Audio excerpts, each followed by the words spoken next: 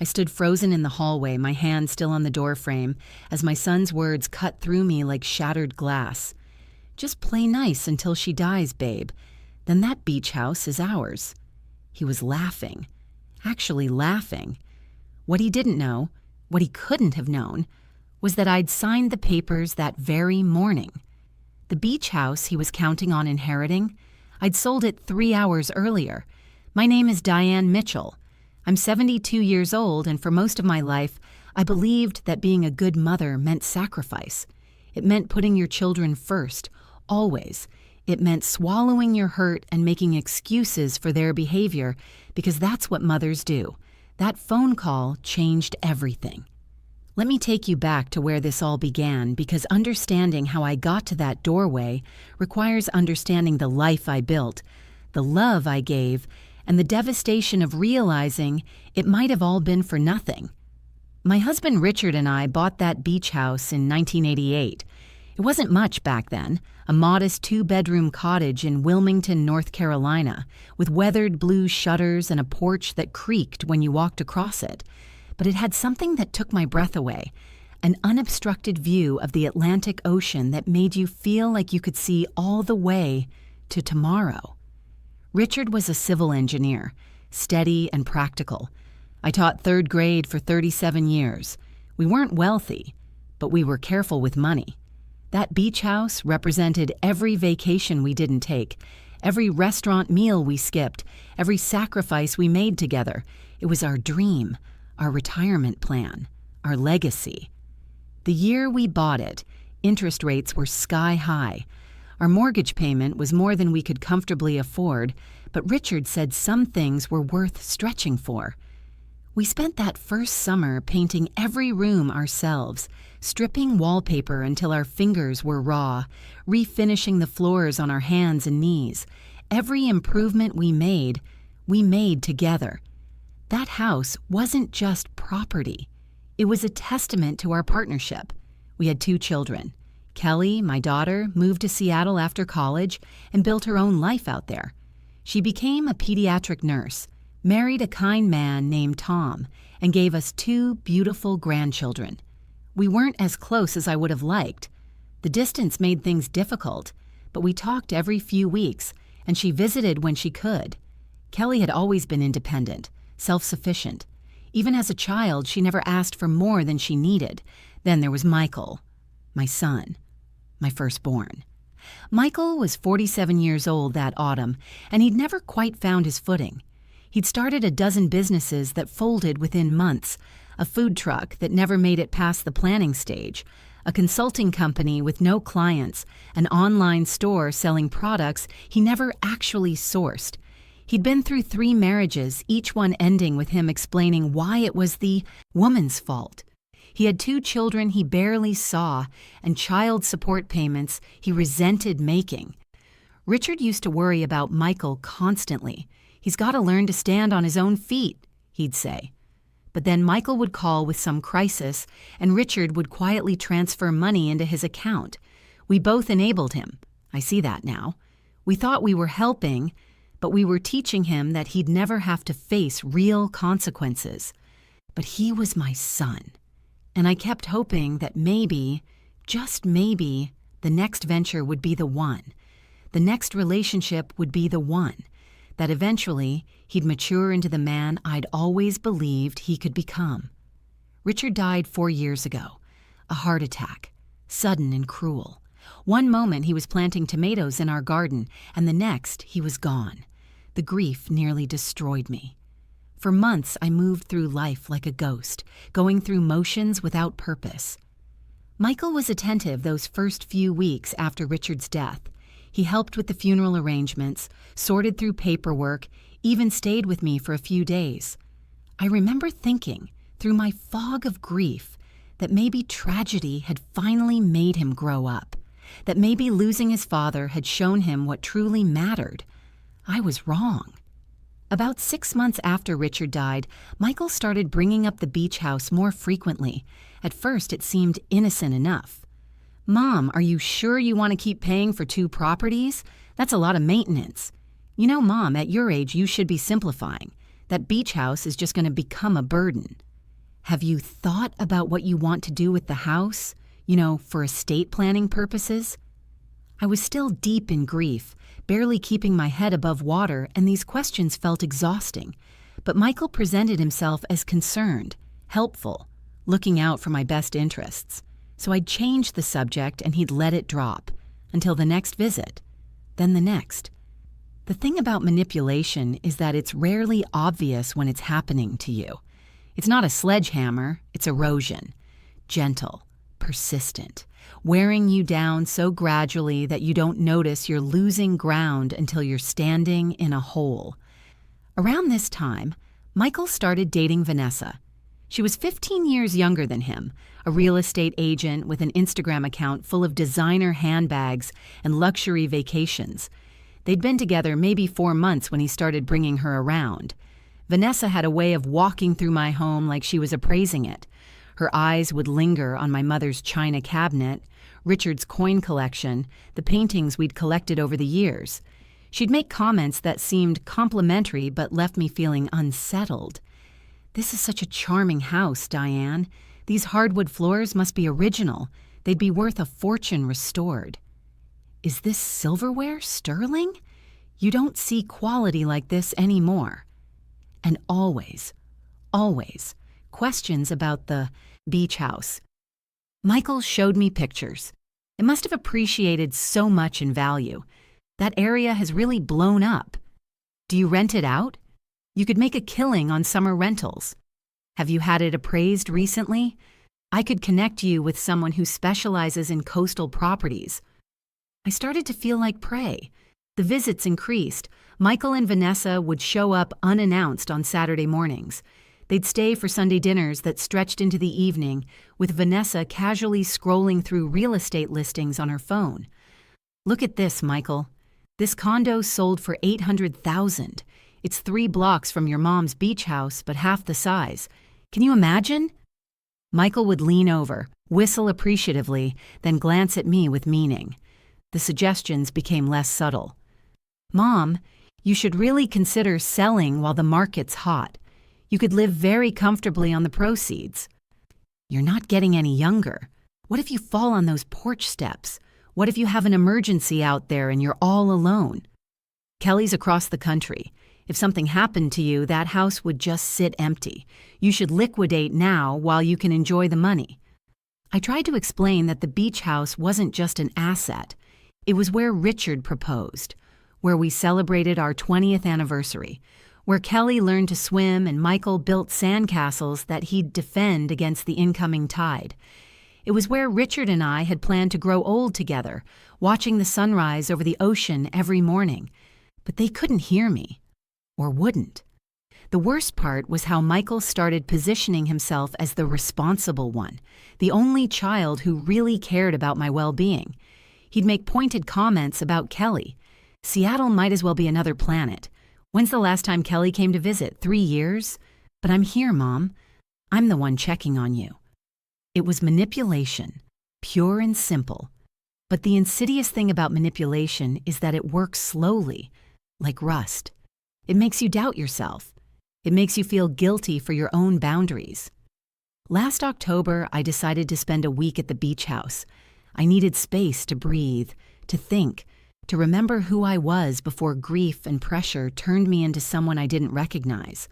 I didn't tell Michael I was going. I just needed silence. The house was exactly as Richard and I had left it. His reading glasses were still on the side table, his favorite coffee mug in the cabinet. Being there without him hurt, but it was a clean hurt, not the suffocating confusion I felt at home. I spent my days walking the beach, reading novels on the porch, cooking simple meals. I started to feel like myself again, started to remember that I was more than just a mother, more than just a widow. I was Diane Mitchell, a woman who'd built a meaningful life, who'd touched hundreds of children's lives through teaching, who'd loved deeply and been loved in return. On the 4th day, I was sitting on the porch watching the sunset when my phone rang. "Michael." "Mom, where are you? I've been by the house twice. Your car's gone." "I'm at the beach house, sweetheart. I just needed a few days to myself." There was a pause. Then his voice changed, tightened. You didn't think to tell me? What if something happened to you? You're out there all alone. This is exactly what I've been talking about. This is irresponsible. I felt something shift inside me. His concern wasn't about my safety. It was about control. Michael, I'm a grown woman. I don't need to report my whereabouts. A grown woman? Mom, you're 72 years old. You have no business being out there by yourself. What if you fell? What if you had another one of your dizzy spells? I'd had one dizzy spell months ago from dehydration. He'd turned it into evidence of my declining health. I'm fine, Michael. I'll be home in 3 days. This is ridiculous. Vanessa and I are coming out there. Please don't. I came here to be alone. But he'd already hung up. They arrived the next morning. I watched their car pull up from my bedroom window and I felt my sanctuary being invaded. The visit was tense. Vanessa walked through the house like she was already its owner, commenting on updates it needed, suggesting which walls should be knocked down for an open concept. Michael kept circling back to the same talking points: my age, my safety, the burden of maintaining 2 properties. You know, Diane, Vanessa said, standing in what used to be Richard's study, this room is so dark. If you took out this wall, opened it up to the living area, you could get so much more natural light. Buyers love open concept. Buyers? I said. I'm not selling. She exchanged a look with Michael. Of course not. I just meant, hypothetically, for future reference. But we all knew what she meant. They stayed for 6 hours. By the time they left, I felt exhausted and defeated. I packed up and went home the next day, my peaceful retreat thoroughly destroyed. The weeks that followed were difficult. Michael called constantly, always with the same agenda. Vanessa would sometimes take the phone and offer to help me find a good real estate agent. The pressure was relentless. Then came Thanksgiving. Kelly flew in with her family. It was the first time in 2 years I'd seen my grandchildren, and watching them play in the backyard, hearing their laughter, I felt my heart start to heal. Michael arrived late with Vanessa. The moment he walked in and saw Kelly, his expression soured. Dinner was awkward. Michael made passive-aggressive comments about Kelly living so far away. Vanessa kept steering conversation to real estate and retirement planning. Kelly's husband, Tom, looked increasingly uncomfortable. After dinner, I was in the kitchen with Kelly washing dishes. She was quiet, which wasn't like her. Mom, she finally said, is Michael pressuring you about the beach house? I froze, hands in soapy water. What do you know about that? He called me a few weeks ago, said you were being stubborn about estate planning, that you were putting unnecessary burden on both of us by refusing to sell. He wanted me to talk to you. What did you say? I told him it's your house and your decision. But Mom, the way he was talking, it didn't sound like concern. It sounded like he'd already spent the money. That conversation planted a seed. I started paying closer attention, started noticing things I'd been too grief-stricken or too conditioned to see.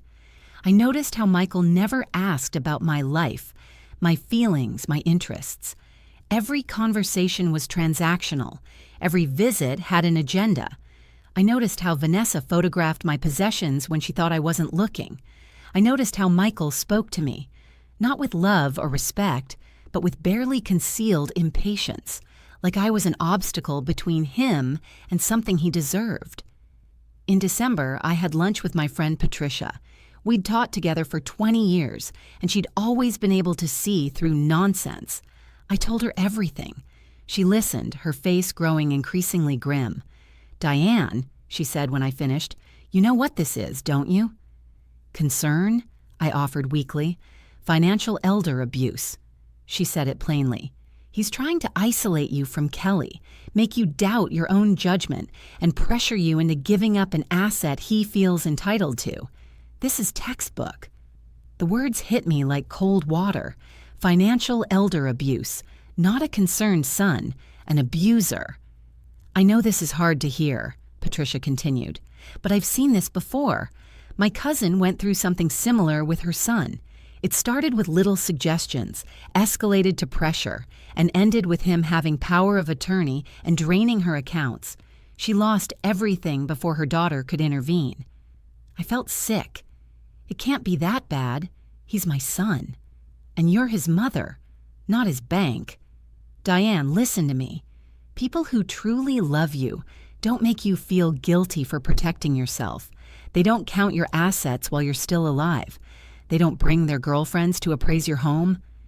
I spent Christmas quietly, deflecting Michael's calls. I needed space to think. By New Year's, I'd made a decision. I needed to know the truth. I needed to understand exactly what I was dealing with. I called Michael and told him I was thinking seriously about his suggestions, that maybe he was right about simplifying my life. His excitement was palpable. "That's great, Mom, really great. Vanessa knows a fantastic agent. We could get the ball rolling this week." "Let's not rush," I said. "But why don't you two come over next Friday? We can discuss details." "Absolutely. We'll be there." That week, I did something I never thought I'd do. I called a private investigator. I felt ridiculous, paranoid, like a character in a bad movie. But Patricia's words kept echoing. Financial elder abuse. The investigator's name was Sharon Reeves. She was a former police detective, probably around 60, with kind eyes and a no-nonsense demeanor. "Mrs. Mitchell," she said, "you'd be surprised how common this is. Adult children who view their elderly parents as ATMs. I want you to trust your instincts. If something feels wrong, it usually is." I hired her to run a background check on Vanessa and to look into Michael's finances. What she found made me sick. Vanessa had been married 4 times. Each marriage ended with her receiving significant assets in the divorce. She'd been sued twice by former clients for breach of contract. She had a pattern. But it was Michael's finances that truly shocked me. He owed back taxes, not just a year or 2, but 5 years of accumulated debt. He defaulted on a business loan. He'd taken out a second mortgage on a rental property he owned and was 3 months behind on payments, facing foreclosure. "Mrs. Mitchell," Sharon said when she presented her findings, "I think you should be prepared for the possibility that your son's relationship with Vanessa is strategic. This is what she does, finds vulnerable targets and exploits them. And your son, forgive me, is vulnerable in every sense. He's desperate for money, and she's desperate for her next score. You're the target." "How much does he owe?" I asked. "Total?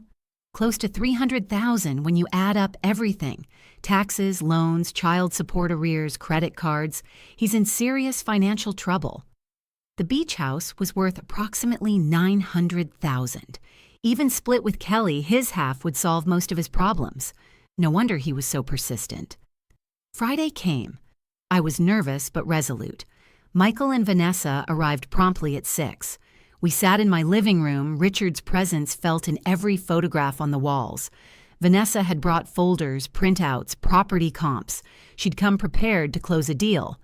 "So, Mom," Michael started, "Vanessa's been doing some research, and the market is incredible right now. We could list the beach house for—" "I've decided you're right," I interrupted. They both stopped, stunned. Then Vanessa's face broke into a smile that made my skin crawl. "Diane, that's wonderful. You won't regret this." "I've been holding on to the past," I continued. "It's time to move forward, time to think practically." Michael reached over and squeezed my hand. "I'm proud of you, Mom. This is the right decision." Was it my imagination, or were his eyes already calculating his share? We talked for another hour. Vanessa laid out her plan. List high, create urgency, have multiple offers within days. She suggested a price that seemed astronomical. Michael's excitement grew with every word. As they were leaving, Michael hugged me tightly. "Love you, Mom. I know this wasn't easy, but you'll see. This is for the best." I watched them drive away, and I felt nothing but sadness. Sadness for the son I thought I had. Sadness for the relationship that had never really existed. I stalled them for 2 weeks, claiming I needed to go through the house and pack up personal items first. They were impatient but didn't push too hard. probably afraid I'd change my mind. During those 2 weeks, I went to the beach house alone. I walked through every room touching Richard's things, remembering our life together. I sat on the porch and watched the ocean, and I made my peace with what I had to do. I also met with 3 different real estate agents that Vanessa didn't know, got legitimate appraisals, made plans. On January 15th, a Tuesday, I listed the beach house for sale, not with Vanessa, with one of the other agents, a professional woman named Grace who understood that this wasn't just a transaction, it was a farewell to a lifetime of memories. I didn't tell Michael. The house sold in 4 days. A family from Virginia, younger couple with 3 children. They fell in love with it the way Richard and I once had. Their offer was strong, all cash, quick closing. I accepted. The closing was scheduled for February 2nd. I still said nothing to Michael. On the morning of February 2nd, I got up early, put on my nicest dress, did my hair, even wore the pearl earrings Richard gave me for our 40th anniversary. I drove to the title company, signed the papers, and accepted a cashier's check that represented 37 years of memories, sacrifice, and love. The beach house was sold. The money was mine, and Michael had no idea. I drove home feeling lighter than I had in years. I'd honored Richard's memory and protected myself. I'd taken back control of my own life. I walked into my house around 2 in the afternoon, dropped my purse on the hall table, took off my coat, and then I heard it. Michael's voice coming from the kitchen. He must have let himself in with the key I'd given him years ago. He was on the phone, laughing. I walked quietly down the hallway. "Babe, relax. I've got this handled." Michael's voice was casual, confident. "The old lady's finally agreed to sell. Vanessa's commission alone will be 20 grand, and Mom's already said she wants to split the proceeds between Kelly and me." My blood ran cold. I'd never said that, never even implied it. 400,000? He whistled. "That's my half. Kelly's in Seattle, she doesn't need it. I'll convince Mom that she should get less since she's never around." I stood in the doorway. He had his back to me, staring out the kitchen window at my backyard. "Just play nice until she dies, babe. Then that beach house is ours." He laughed. Actually laughed. "She's 72. How much longer can she last? And she's already showing signs of dementia, forgetting things, getting confused. I've been documenting it. When the time comes, we'll have grounds to contest anything that doesn't go our way." I wasn't showing signs of dementia. I'd never forgotten anything. He was lying, building a narrative. Once we have the money from the beach house, we can float the business until... "Hello, Michael." He spun around so fast he nearly dropped his phone. His face went white. "Mom, I thought you thought I was where? Out? Conveniently absent while you plot how to spend my money? Mom, no, this isn't, you don't understand." "Oh, I understand perfectly." I walked into my own kitchen, and he actually took a step back. "I understand that you've been waiting for me to die, that you've been lying to people about my mental state, that everything you've done for the past year wasn't love, it was investment. That's not fair." His voice took on a whining quality. "I've been here for you. After Dad died, who helped you? Who made sure you were okay? Who pushed and manipulated and pressured me, you mean? Who brought his girlfriend to appraise my belongings? Who tried to isolate me from my daughter? Kelly doesn't care about you. When's the last time she visited?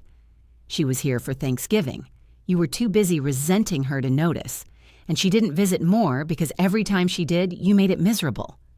Vanessa's voice came tinny through his phone, still connected. "Michael, what's happening?" He looked at the phone like he'd forgotten it existed, then ended the call.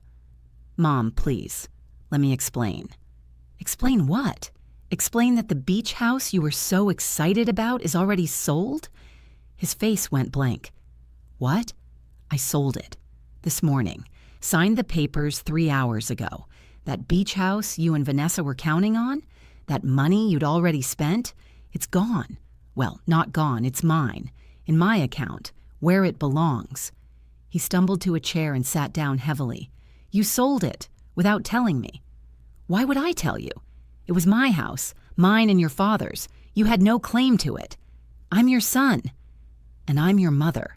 Not your retirement plan, not your business loan, not your inheritance to count on while I'm still alive." The anger in his face was transforming into something uglier. Panic, desperation. "What am I supposed to do? Do you have any idea how much trouble I'm in? I needed that money, Mom. I needed it." "Then you should have built a life that didn't depend on your mother dying." He stood up, his hands shaking. "This is Kelly's fault. She got in your head. She turned you against me. Kelly didn't do anything except love me without condition, without agenda. The only person who turned me against you was you. You're being cruel. You're being selfish. That house should be family property." It was family property. Richard's and mine. We bought it. We paid for it. We maintained it. You have no right to it. No right? I'm your child. You're a 47-year-old man who spent his entire life waiting for handouts. From me, from your father, from 3 ex-wives, and now from Vanessa. When... Exactly. Were you planning to stand on your own feet? The words hung in the air between us. His face crumpled, and for a moment I saw the little boy he used to be. The one who'd cry when he scraped his knee. The one who'd bring me dandelions from the yard. But then his expression hardened. "You'll regret this," he said quietly.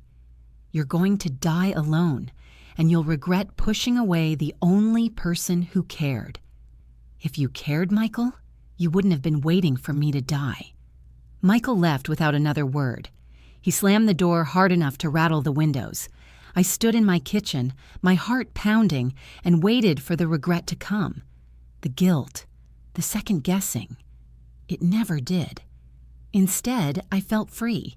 He called 17 times that evening. I didn't answer. Vanessa called 6 times. I blocked her number. The next day, I drove to my lawyer's office and updated my will. Kelly would inherit the house and the bulk of my estate. Michael would receive a modest sum, enough to show I hadn't forgotten him, but not enough to validate his behavior. I also set up a trust for Kelly's children's education. Richard would have loved that. 3 days later, Kelly called. "Mom, Michael's been blowing up my phone. He says you sold the beach house and cut him out completely. He's saying terrible things about you, about me. What's going on?" I told her everything. The pressure, the manipulation, the overheard conversation. She listened in silence. When I finished, she was quiet for a long moment. "Mom, I'm so sorry. I should have said something sooner. I should have protected you." "Sweetheart, you did. You asked the right questions. You trusted me to make my own decisions. That's all I needed." "Are you okay? Really okay?" For the first time in a year, I could answer honestly. "Yes, I really am." That was 8 months ago. Michael and I haven't spoken since. He sent a few emails through his lawyer trying to claim I wasn't competent to make financial decisions, but my lawyer shut that down quickly. My doctor provided a letter confirming my complete mental competency. Vanessa and Michael broke up 3 months later. Apparently, without my money on the horizon, his appeal diminished. Kelly and I talk twice a week now. She's planning to visit next month with the whole family. We're going to rent a beach house, a different one, new memories, and spend a week together. I think about that moment often, standing in my hallway, hearing my son's true nature revealed. If I hadn't sold the house that morning, would I have had the strength to do it afterward? I don't know. Maybe everything happened exactly as it needed to. People ask me if I'm sad about Michael, if I miss him. The truth is complicated. I miss the son I thought I had. I grieve the relationship I believed existed, but I don't miss the reality of who he became, or maybe who he always was, and I just refuse to see. Richard used to say that the ocean doesn't apologize for its tides. It just moves according to its nature. Maybe people are the same. Michael moved according to his nature, and I finally moved according to mine. That beach house represented our dreams, Richard's and mine. But keeping it out of obligation or guilt would have turned those dreams into a nightmare. Selling it on my terms, protecting myself, honoring Richard's memory by refusing to let it become a source of family destruction. That felt right. I'm 72 years old. I taught for 37 years. I've been married, widowed, and survived what felt like the end of the world. And I learned something that I wish I'd understood sooner. Being a good mother doesn't mean being an easy target. Love shouldn't come with conditions, but boundaries aren't conditions. They're survival. The money from the beach house sits securely in my accounts. Some of it will help Kelly's family. Some will go to her children's education. Some I'm using to finally take that trip to Italy Richard and I always planned but never took. He would have wanted me to live, not just survive. As for Michael, I hope he finds his way eventually. I hope he learns that people aren't assets to be managed, and mothers aren't obstacles to overcome. But that's his journey, not mine. Mine is to wake up every morning grateful that I trusted my instincts, grateful that I stood in that doorway at exactly the right moment, grateful that I had the courage to choose myself. And some mornings, when the light hits just right, I swear I can smell the salt air from our old beach house, feel Richard's hand in mine, hear his voice telling me I did the right thing. I know I did. Because the only inheritance that really matters isn't money or property. It's knowing who you are, what you're worth, and refusing to let anyone, not even your own child, convince you otherwise.